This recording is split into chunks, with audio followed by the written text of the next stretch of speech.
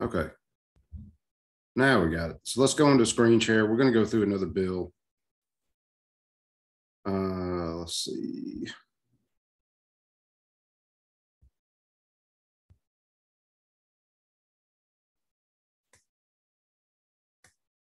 So coming back over here to congress.gov, and I refined some of my searches a minute ago, and there's a bunch of bills that I have missed that I'm going to have to go back to.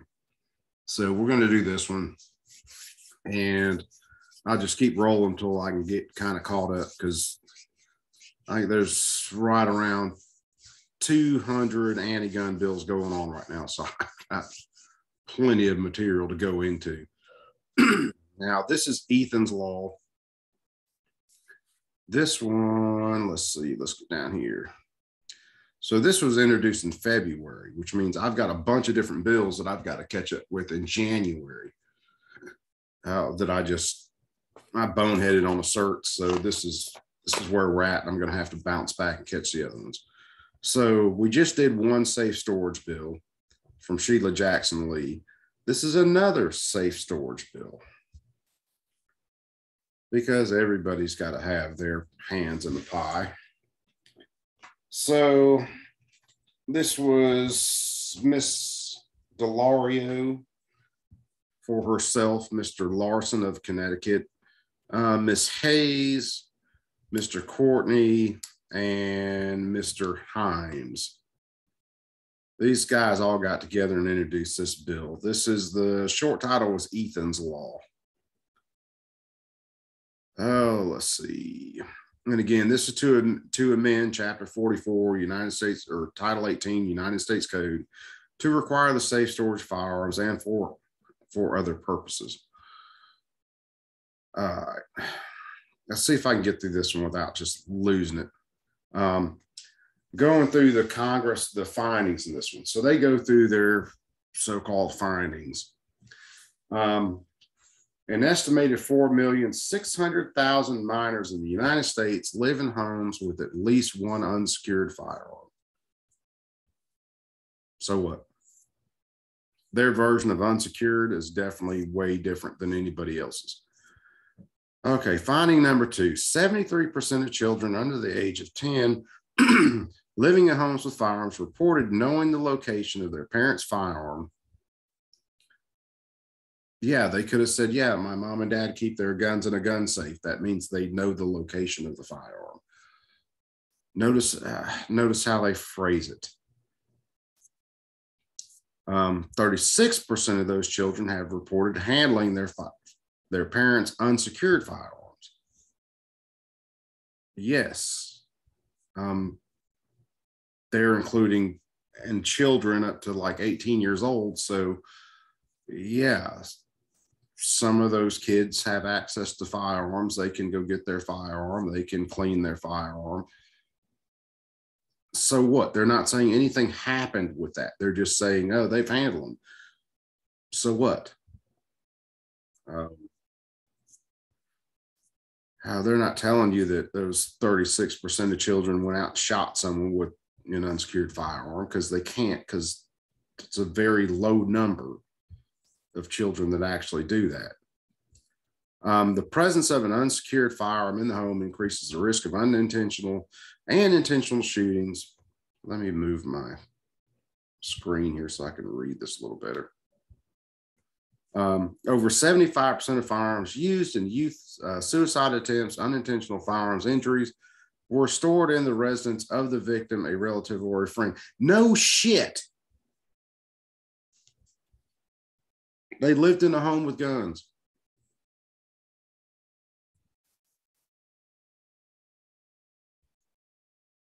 They're not telling you, well, they tripped across the gun, hit their head on the gun. Man, I hate the way they do this stuff.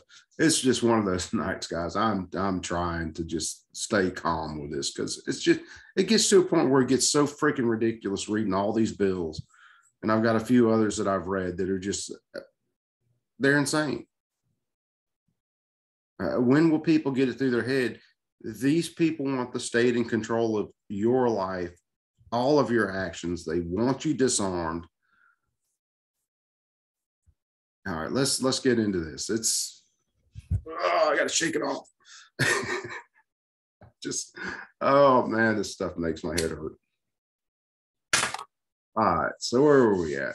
Number 4, the United States Department of Education reports 65% of deadly shootings, the attacker obtained the firearm from his or her own home or the home of a relative.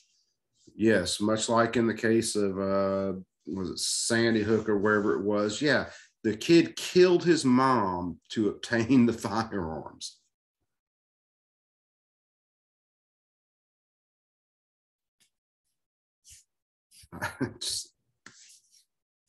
Yeah, he didn't have access to the firearms. He killed his mom and got access to the firearms.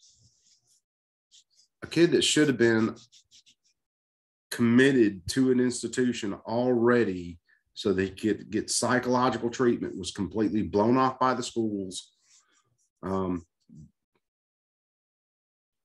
There's a lot that could have been done before that even happened. All right. Let's see. The presence of unsecured firearms in the home increases the risk of unintentional and intentional shootings. Yes, a lot of those intentional shootings are done by kids like I covered in my last videos that are shooting intruders. Unintentional, you want to hear statistics for unintentional shootings, what we call negligent discharges. Go look at how many cops shoot themselves every year. Negligent discharges. They're supposed to be trained with firearms. They're some of the worst people to handle a firearm on this damn planet. Was it Bill Burr talking about if he had a pool, he immediately increases his chance of drowning? Yeah, I ought to clip that and just go through it one day. It's funny as hell. Over 75% of firearms used in youth suicide attempts. Okay, I already went through that. The United States Secret Service, the Department of Education, report that in 65% of deadly school shootings. Okay, so yeah, I went through that too. I'm kind of losing my place because this stuff is just so annoying. In the last decade, nearly 2 million firearms have been reported stolen. Yes, that's because there are thieves in this world. They will steal your entire gun safe. Happens all the time. In 2016 alone, and this tells you again, this is a retread of a bill they're just trying to push back through. In 2016 alone, 238,000 firearms were reported stolen in the United States. Yes, again, we have thieves in the United States. They steal everything. Cars, planes, trains, guns, packages. Okay, between 2010 and 2016, police recovered more than 23,000 stolen firearms across jurisdictions that were used to commit kidnapping, armed robberies, sexual assaults, murders, and other violent crimes. Yes, they steal guns and they commit crimes. They are criminals. That's what they do. They don't give a shit about your laws. Only a leftist can come up with this logic. Only a leftist. Hold on, look at my phone. Let's see what's popping up. Okay. Yeah, all right. Let's see. All right. Higher levels of neighborhood gun violence, and this is where we get into the basis for their control on this. Higher levels of neighborhood gun violence drive depopulation, discourage commercial activity, decrease property values, resulting in fewer business establishments, fewer jobs, lower home values, and lower home ownership. They're getting into the commerce clause again. It's negatively affecting commerce. Let's see, finding number 7, the negative impact of gun violence in communities is tied directly to the national economy and interstate commerce.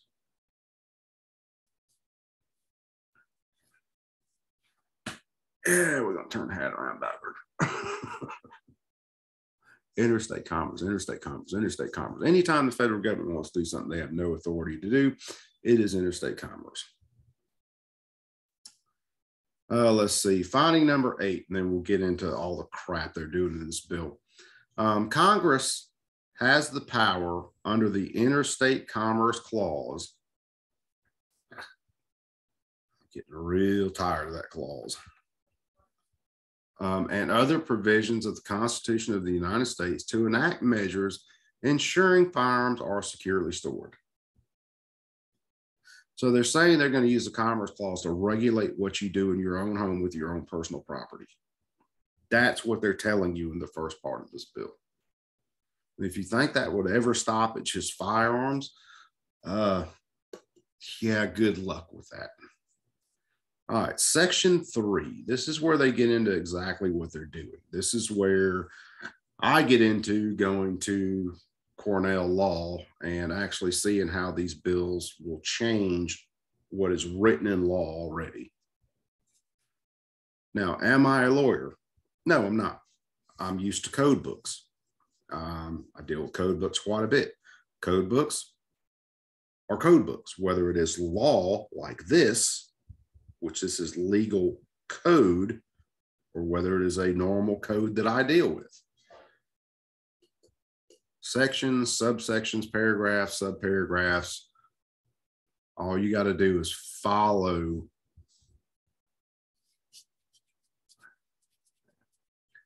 All right, let's see. So what they're doing is they're going into section 922Z, which is the end of 922. So 18 U.S. Code, chapter 44, section 922 ends at Z. So they come in and, damn, did I not pull it up? Hold on, I might have to go back in here and yank it back out.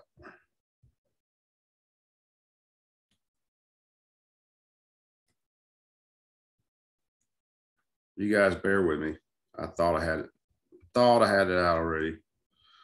So this was 748. Am I looking at that right? Yep. All I got to do is look at Doggo. He keeps me on track. He keeps me on track. Him and his AFT hat. So 920 or 18 USC 922Z. We pull this up. Cycle all the way down to the bottom. So this is where Z would end. This is the crap they're adding in to criminal code to make it illegal for you to store a firearm in a way, firearm or ammunition, in a way that the government sees as unfit. Okay. So this adds in, after Z, this adds in section or paragraph 4, heading 4, secure gun storage by owners. This defines an offense. So this belongs in 922. This is an offense, but I think they add the penalties into this, which should be in 924. So apparently they're too stupid to realize what they're actually writing, which hell, I know they are. Okay. In general, except as provided in clause II, it shall be unlawful for a person to store or keep any firearm that is moved in or that is otherwise affected interstate or foreign commerce. Gee, where the hell have we heard that before? Let me see. I wonder. On the premises of a residence under the control of the person, if the person knows or reasonably should know. They love that term, or reasonably should know, because someone else is going to decide what is reasonably you should have known.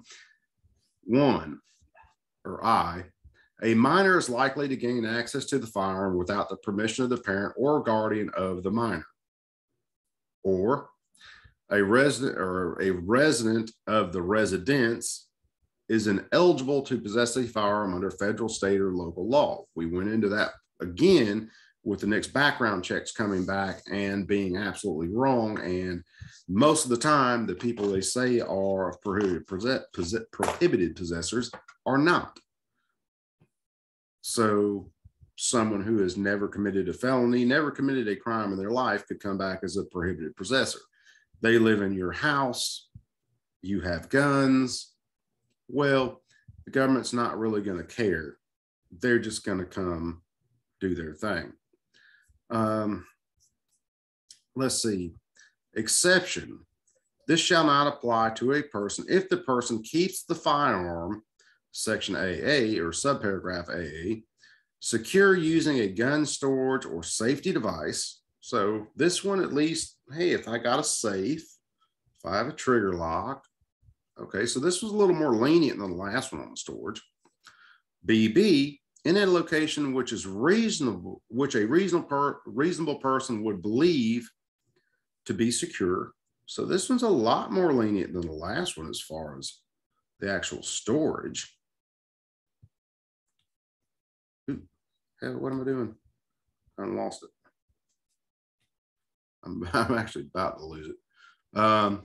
Or 2, carries the firearm, his or her person, or within such close proximity. So I could have my gun sitting next to me. It's within my realm of control. That is a legal term, realm of control.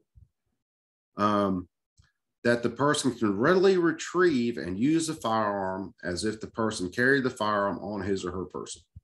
So they actually do lay it out in here. This one allows me to at least have a loaded firearm in the house, as long as it's within my realm of control. The penalty, this should be in 924 of the law. They just throw it in at the end of this because they're idiots. In general, any person who violates subparagraph A, which is all the crap they just added in, shall be fined $500 per violation.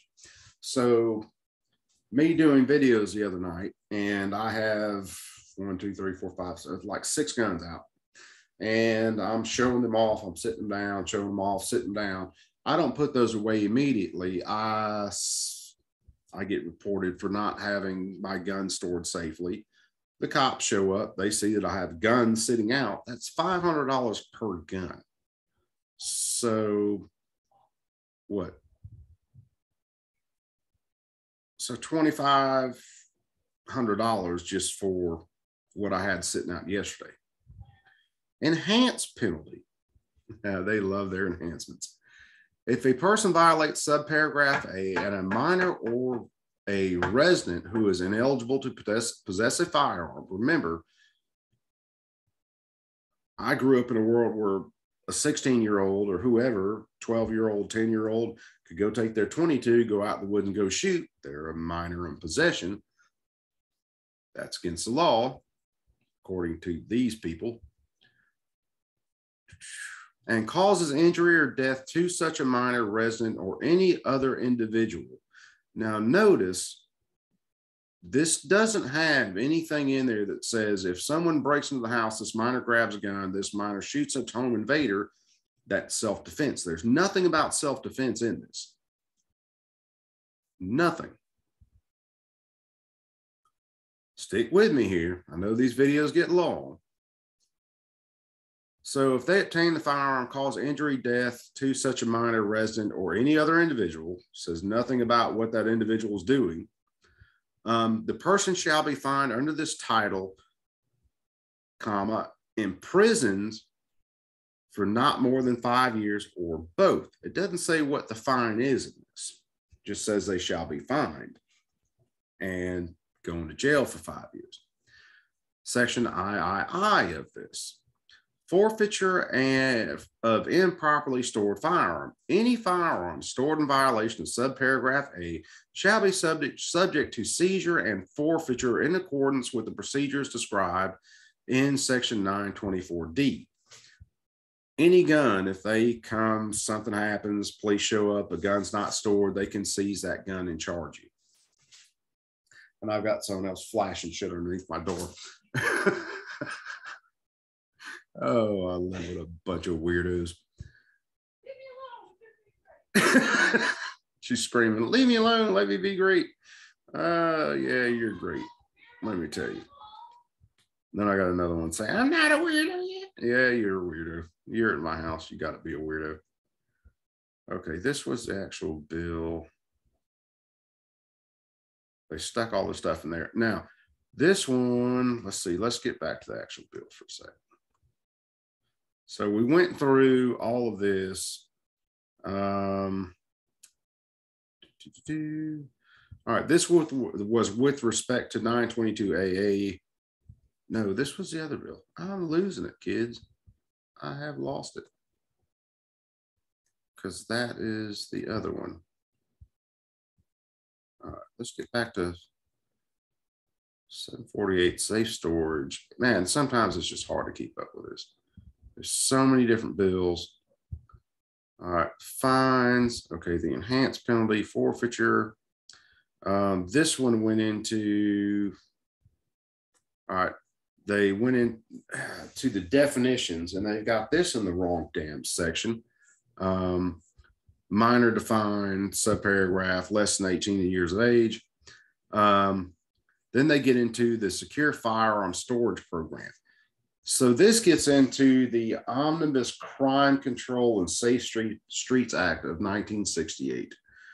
I actually copied this bill, this bill over. I've got it on another sheet in here. Oh God, it is the absolute. It looks like you took every. I don't even know how to get into it. I don't. It's worse than reading 18 USC. What this is doing is, for any state, and we'll look through this, for any state that establishes laws that fall in line with section 922Z4 that they put in, that they want to put into law with this, they are going to establish grants to the states.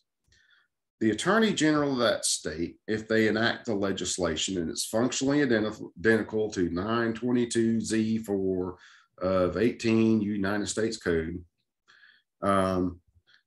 see, the Attorney General basically has to submit a written certification, say that state law goes in line with this federal law, and then they get grants for this. Well, they get grants, and whether it's a state, a locality, an Indian tribe, so they're talking about tribal land, they get grants for law enforcement. Those grants for law enforcement are merely to fund law enforcement to go in and enforce this safe storage law. It's a bunch of word salad about applications, the use of funds. Okay, so let's go use of funds. Funds under this section may be used by a state, Indian tribe, to assist law enforcement agencies or the courts of the state or Indian tribe in enforcing and otherwise facilitating compliance with state law functionally identical to 922Z4 of Title 18 United States Code. So yeah, the federal government is going to give states money as long as they pass a law similar to the federal law. They're going to give states money for more law enforcement, so more law enforcement can go out and enforce these laws. The amount of disgust I feel with these people is, well, I mean, it's righteous. I mean, they're basically voting on laws to put the government in my back pocket. And if I do something the government doesn't think is right, then the government gets to come to my home with all of their guns, apply force on me, even though I haven't hurt anybody.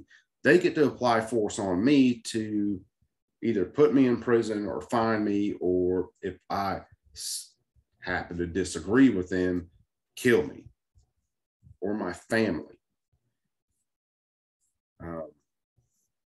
If you don't think that can happen, man, you really need to dig into a lot of the stuff that the ATF has been involved with, whether it was Ruby Ridge, whether it was the Branch Davidians.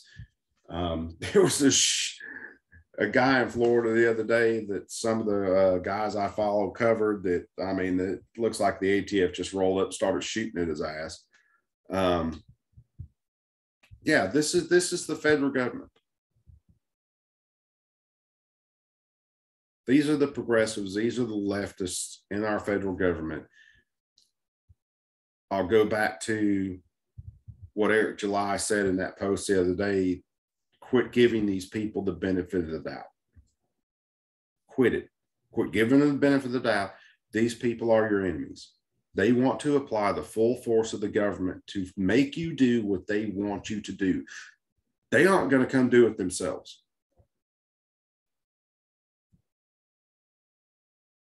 They aren't going to be the first one through the door on the stack. They will, however, send armed people to your house, even though you haven't hurt anybody, you're no threat to anybody, and apply the full force and power and arms of the federal government against you. They'll do it because someone else did something. All right, let's get this straight real fast towards the end of this video, and people will probably hear me say this 1,000 times. My car doesn't make me speed. There's no such thing as car speeding. You speed in a car. You speed in a truck. There's no such thing as gun violence. Guns are inanimate objects. Where's he at?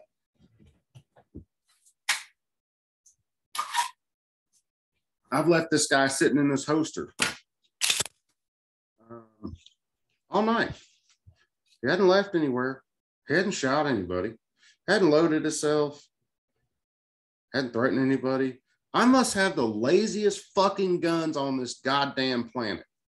Even my deer rifle, I have to pick that joker up in the morning, tote it to the truck, put it in the truck, drive to where I'm going, get him out of the truck, load his lazy ass. Then I not only have to do that, I have to tote the lazy bastard to the stand, carry him up in the stand. I have to aim him at the deer, have to take his safety off for him because the lazy shit can't even do that. And then I have to pull the trigger and I have to be aiming properly because he ain't doing it for me. And then I get to kill a deer. I have to, is there a like hotline for non-lazy guns? Because I need one standing out on my front porch all the time protecting me at night. That way I can sleep at night without waking up hearing a bump in the night. My chickens would enjoy it. There's a lot of animals that like to get my chickens. Where's the autonomous gun that's going to go out there and protect my damn chickens? Is there a hotline for broken guns? Hey, broken lazy ass guns. I need that son of a bitch.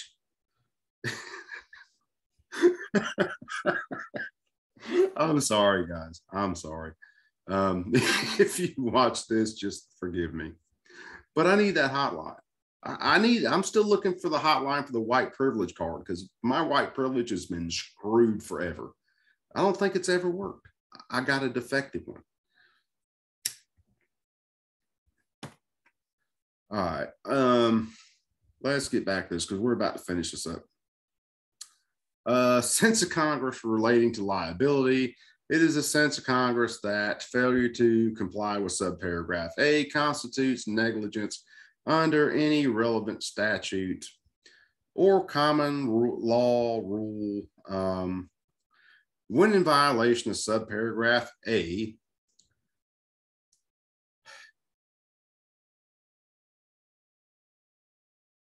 is the but-for clause.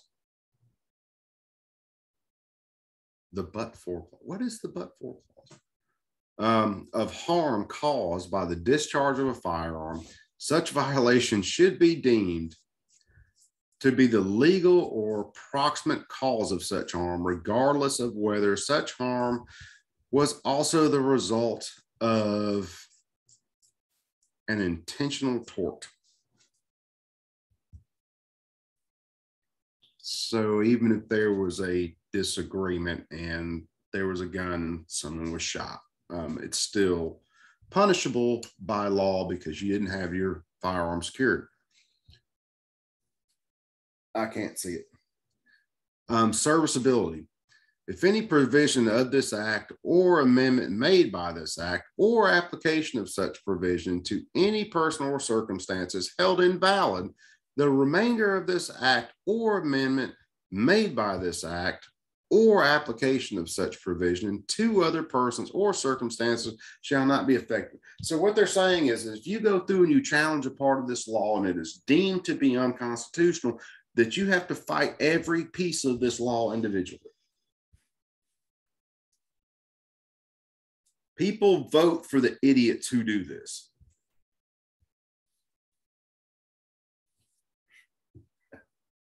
I'm out. I'm going to go to the Not Lazy gun store and try to find a gun that will protect my house.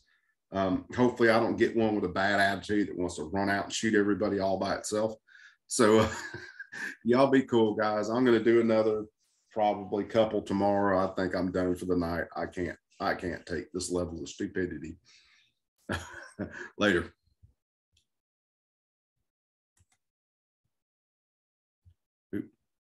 Let's go ahead and stop screen sharing.